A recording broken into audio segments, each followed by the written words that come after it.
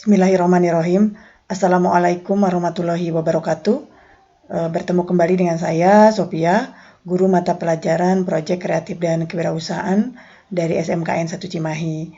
Pada kesempatan kali ini saya akan memaparkan mengenai materi analisis break-even point atau titik impas. Istilah analisis break-even point atau titik impas ini mungkin agak kurang familiar di telinga kalian ya, tapi sebetulnya dalam kehidupan sehari-hari kalian sudah bersinggungan dengan yang namanya break-even point. Sebagai ilustrasi, Ibu sampaikan di sini, Ibu uraikan di sini ada data keuangan dari perusahaan pembuatan keripik cabai. Di sini ada investasi awal yang dikeluarkan oleh perusahaan keripik cabai ini dalam memulai usaha, kemudian ada biaya operasional yang harus dikeluarkan supaya usahanya tetap berjalan. Yang ketiga ada harga jual produk keripik cabainya, dan yang keempat adalah ada target penjualan. Nah, masing-masing data ini sudah memiliki nilai nominalnya masing-masing. Investasi awal di sini kalau kita lihat totalnya sekitar 2.350.000.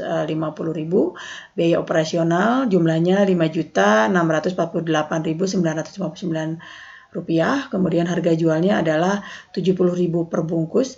Dan target penjualannya adalah 100 bungkus dalam 1 bulan. Nah, berikutnya Ibu tampilkan di sini ada 3 pertanyaan yang ada hubungannya dengan data ilustrasi keuangan dari keripik cabai yang barusan Ibu sampaikan. Yang pertama adalah ada pertanyaan mengenai berapa pendapatan per bulan yang akan diperoleh jika target penjualan terpenuhi. Kita tahu bahwa tadi target penjualannya 100 bungkus dan harganya adalah 70.000. Yang kedua adalah berapa laba bersih keuntungan atau keuntungan bersih yang diperoleh per bulan jika target penjualannya terpenuhi. Dan yang ketiga, jika laba bersih yang diperoleh setiap bulannya kontan atau tetap, maka modal awal akan kembali dalam jangka waktu berapa lama. Nah, jika kalian bisa menjawab ketiga pertanyaan ini, maka sebetulnya kalian sudah paham mengenai analisis break-even point. Nah, mari kita buktikan bahwa sebetulnya kalian sudah paham atau bersinggungan dengan istilah break-even point. Yang pertama kita lihat pertanyaannya adalah berapa pendapatan per bulan yang diperoleh jika target penjualan terpenuhi. Tentu kalian akan dengan mudah mendapatkan jawabannya itu dengan cara mengalihkan target penjualan dengan harga jual dari keripik cabai. Dalam hal ini adalah 100 bungkus dikalikan dengan 70.000, totalnya adalah 7 juta rupiah. Kemudian yang kedua, berapa laba bersih atau keuntungan bersih yang diperoleh per bulan jika target penjualan terpenuhi. Nah, di sini pasti kalian juga akan mudah untuk menghitung, yaitu dengan cara mengurangkan jumlah pendapatan sebesar 7 juta yang tadi dikurangi dengan biaya operasional. Kemudian yang ketiga, jika laba bersih yang diperoleh setiap bulannya kontan atau tetap, maka modal awal akan kembali dalam jangka waktu berapa lama. Nah, pertanyaan ini pun Ibu yakin kalian akan bisa menjawab dengan mudah, yaitu dengan cara membagi investasi awal yang sudah dikeluarkan, yaitu sebesar 2.350.000 dengan pendapatan atau keuntungan bersih yang diperoleh atau jawaban nomor 2 sebesar 1.351.041 rupiah. Nah, ini kalau kalian hitung itu sekitar 1,7 bulan, maka modal atau investasi awal ini akan kembali.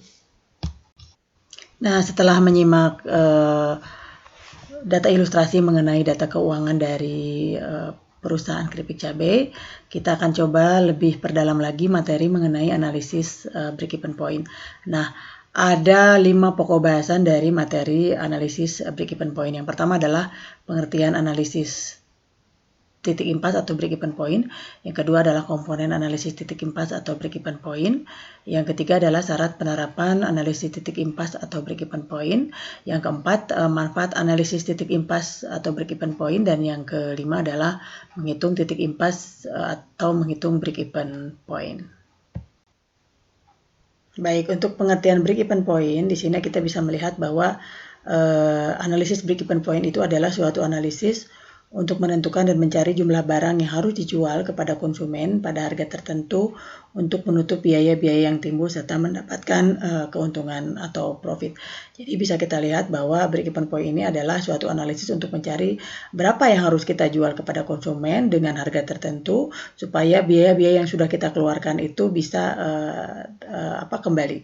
Yang kedua adalah analisis break-even point ini juga merupakan analisis untuk mempelajari hubungan antara biaya tetap, biaya variabel, keuntungan, dan volume penjualan.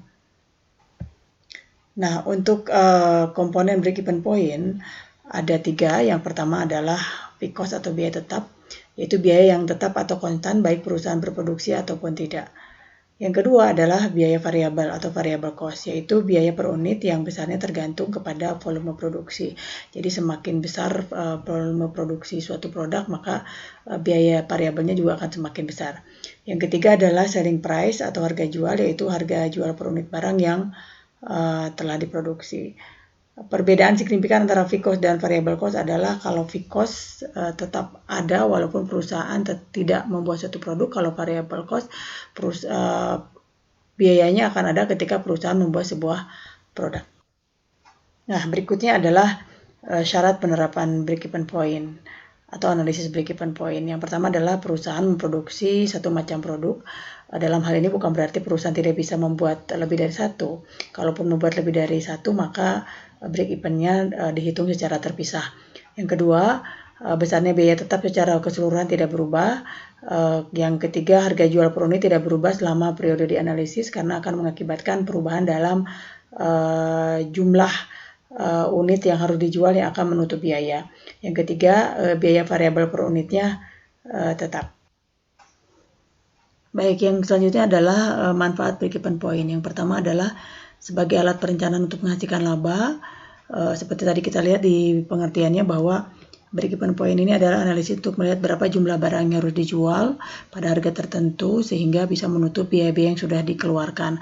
Nah, dalam hal ini break-even point bisa dijadikan alat untuk kita bisa mendapatkan laba sesuai yang kita inginkan. Yang kedua, memberikan informasi mengenai berbagai tingkat volume penjualan serta hubungannya dengan kemungkinan memperoleh laba menurut tingkat penjualan yang bersangkutan. Yang ketiga adalah mengevaluasi laba dari perusahaan secara keseluruhan. Dan yang paling penting adalah yang keempat, mengganti sistem laporan yang tebal dengan grafik yang mudah dibaca dan dimengerti. Nah, inilah grafik break-even point. Di sini kita bisa melihat ada 4 garis. Yang pertama adalah garis kuning. Ini menunjukkan garis biaya tetap. Kita bisa melihat bahwa jumlah biaya tetap ini tetap sama, flat gitu, walaupun jumlah unit produknya bertambah besar atau bertambah banyak.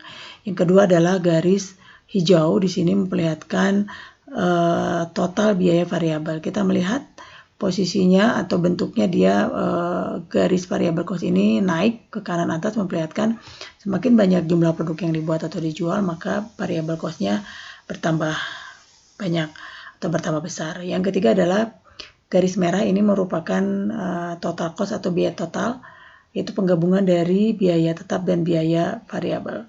Nah, garis total cost ini kita ambil dari ujung atas sebelah kiri garis biaya tetap. Dan ditarik garis lurus sejajar dengan biaya variabel cost. Nah, kemudian kita melihat di sini ada garis hitam atau TR. Ini adalah total revenue atau total pendapatan.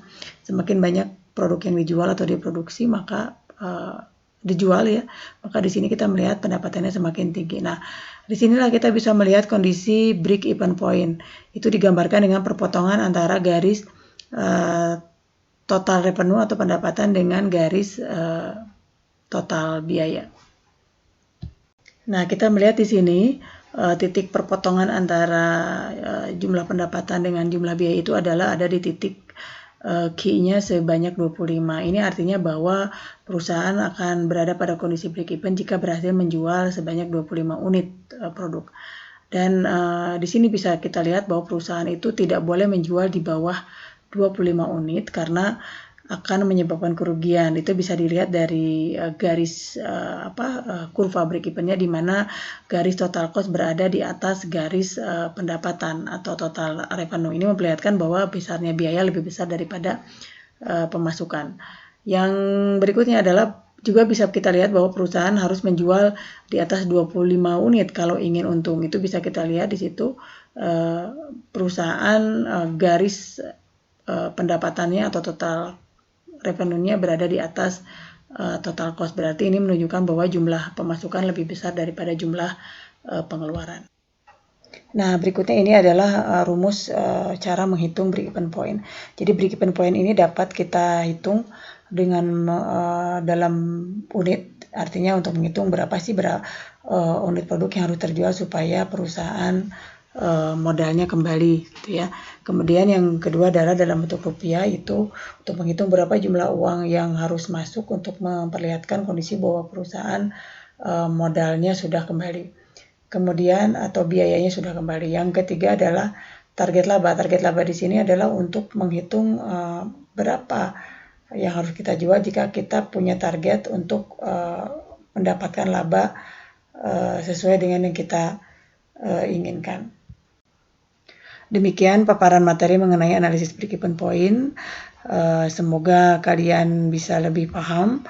Untuk selanjutnya kita akan bertemu lagi dengan paparan materi yang lainnya. Terima kasih. Assalamualaikum warahmatullahi wabarakatuh.